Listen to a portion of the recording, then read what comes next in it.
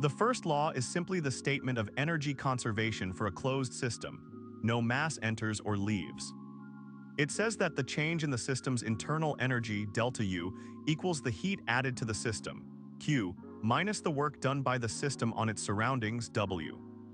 In equation form, using the sign convention common in chemistry, delta U equals Q minus W. If the system receives heat, Q is positive. If it does work on the surroundings, W is positive. A practical picture is a piston-filled cylinder. When you heat the gas, Q is added. The gas expands, doing work W on the piston, and the internal energy rises accordingly. Because U is a state function, the exact path, how fast you heat or how quickly the piston moves, does not matter. Only the initial and final states matter. For a closed system, the mass stays constant, so the only ways energy leaves or enters are heat and work. This law provides the bookkeeping rule for any thermodynamic calculation. Internal energy, U, is the total microscopic energy of a system, kinetic plus potential of all molecules. Enthalpy H is defined as H equals U plus PV, where P is pressure and V is volume. Enthalpy becomes especially useful for processes that occur at constant pressure, most chemical reactions open to the atmosphere. At constant volume, the heat supplied equals the change in internal energy, Q sub V equals delta U at constant pressure. The heat supplied equals the change in enthalpy, Q sub P equals delta H. Both U and H are state functions, meaning their changes depend only on the start and end states, not on the path. This is the basis of Hess's law. The total enthalpy change for a reaction is the sum of enthalpy changes for any series of steps that lead from reactants to products. For example, to find delta H for forming CO2 gas from C solid and O2 gas, you can add the measured delta H of combusting C to CO and then the delta H of oxidizing CO to CO2. The sum gives the overall delta H, regardless of the intermediate steps. Thus, heat, work, internal energy, and enthalpy are tightly linked. Heat at constant volume changes U, heat at constant pressure changes H, work changes the PV term in H. Calorimetry measures how much heat a system gains or loses. The key quantities are heat capacity C, the amount of heat needed to raise the temperature of the whole object by 1 Kelvin. Mathematically, C equals dQ over dt. Specific heat C, heat capacity per unit mass C equals C over M, with typical units joules per kilogram per Kelvin. For a constant pressure process with no phase change, the heat transferred is Q equals mc delta T using specific heat. Q equals C delta T using total heat capacity. Example, if 2.00 kilograms of water, C equals 4,184 joules per kilogram per Kelvin, is heated from 20 degrees Celsius to 80 degrees Celsius, the heat required is Q equals 2.00 times 4,184 times parentheses 80 minus 20 close parentheses equals 5.02 times 10 to the power of 5 joules. Calorimetric experiments often use a coffee cup calorimeter, which approximates constant pressure, for reactions in solution, while a bomb calorimeter works at constant volume to measure delta U directly. By knowing the heat capacity of the calorimeter itself, you can subtract its contribution and isolate the heat of the reaction. Entropy S measures the dispersal of energy and the number of microscopic ways a macroscopic state can be realized. The second law tells us that for any real, that is, irreversible process, the total entropy of the universe increases. The mathematical expression known as the Clausius inequality is closed line integral of delta Q rev divided by T is greater than or equal to 0. For a finite change between two equilibrium states, this becomes delta S is greater than or equal to the integral of delta Q over T, where the integral is taken over the actual path, and delta Q is the infinitesimal heat exchanged with the surroundings at temperature T of the system at that moment. Equality holds only for a reversible process, where the system is in perfect equilibrium with its surroundings at every step. A real-world analogy is mixing warm and cold water. The total entropy after mixing is higher than before, even though energy heat is conserved. Entropy thus provides a directionality to processes. heat spontaneously flows from hot to cold because such a flow increases the combined entropy. A reversible process is an idealized, infinitely slow change, where the system remains in equilibrium with its surroundings at every instant. Because there is no driving force, no temperature, pressure, or chemical potential gradients, the entropy change of the universe is zero, delta S universe equals zero. In practice, reversible processes are approximated by very small incremental steps. For example, a piston that expands so slowly that the gas pressure inside always matches the external pressure. An irreversible process involves finite gradients. Rapid expansion, friction, sudden mixing, heat flow across a finite temperature difference, and so on. These generate entropy inside the system, so delta S universe is greater than zero. The criteria for reversibility are: Number 1, no temperature difference for heat transfer, delta T approaches zero. Number 2, no pressure difference for volume work, delta P approaches zero. Number 3, no friction or viscosity. Number 4, no unrestrained mixing. Thermodynamic implication. Any real engine or reactor must produce some entropy. You can never reach the maximum theoretical efficiency, the Carnot limit, unless the process is reversible. The Carnot cycle is a thought experiment that describes the most efficient possible heat engine operating between two thermal reservoirs at temperatures T sub H, hot, and T sub C, cold. The cycle consists of 4 reversible steps. Isothermal expansion at T sub H. The system absorbs heat Q sub H from the hot reservoir while doing work. Adiabatic expansion. The system continues to expand without heat exchange, dropping its temperature from T sub H to T sub C. Isothermal compression at T sub C. The system releases heat Q sub C to the cold reservoir while work is done on it. Adiabatic compression.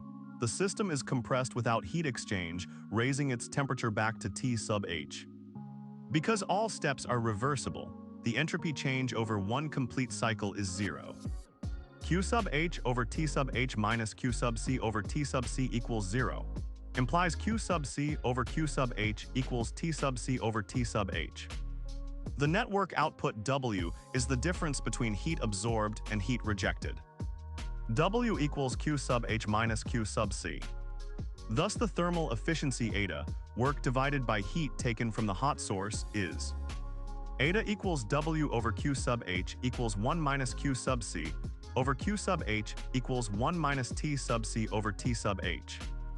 This formula shows that no engine can be more efficient than a Carnot engine. The efficiency depends only on the temperatures of the reservoirs, not on the working substance. Real engines, steam turbines, internal combustion engines, approximate this ideal but always fall short because at least one step is irreversible. 2 important thermodynamic potentials help decide whether a process will occur spontaneously. Gibbs free energy, G, equals H minus Ts. It is useful for processes at constant temperature T and pressure P, which is the usual situation for chemical reactions in open vessels.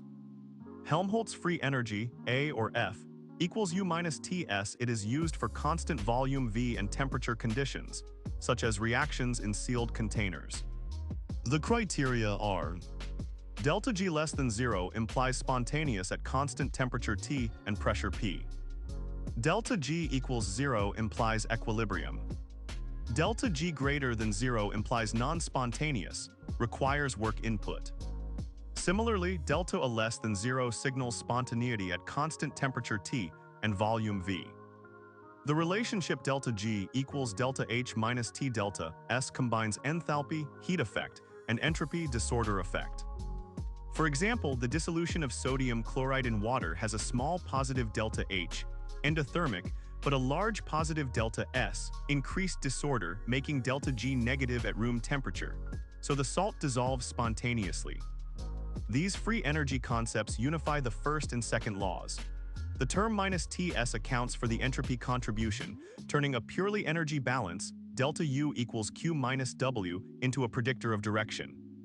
The standard Gibbs free energy change, delta G naught, of a reaction is directly linked to its equilibrium constant, K, by the equation delta G naught equals negative RT ln K.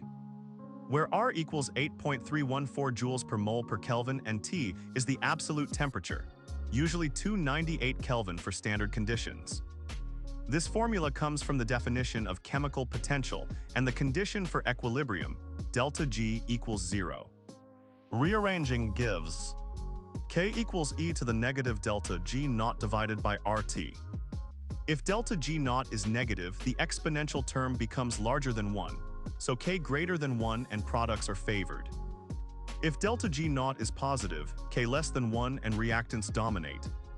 For example, for the reaction nitrogen-2 gas plus 3 hydrogen gas in equilibrium to 2 ammonia gas at 298 Kelvin, delta G naught approximately negative 33.0 kilojoules per mole.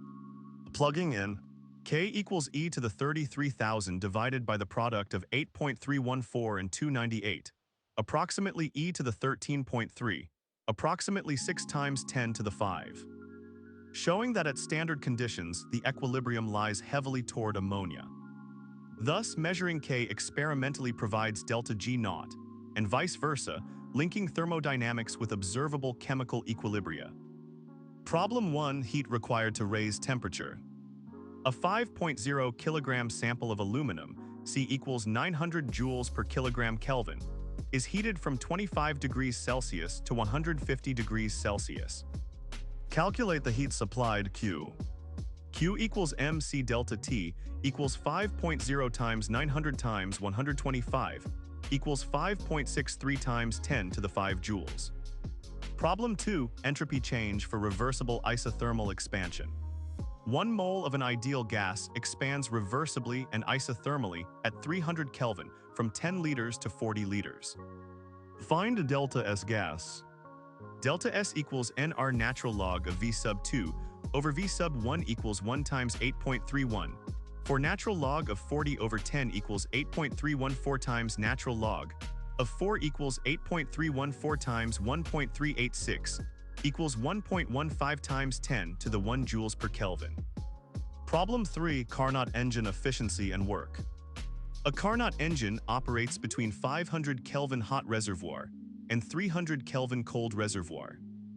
It absorbs 1,200 joules of heat from the hot source each cycle.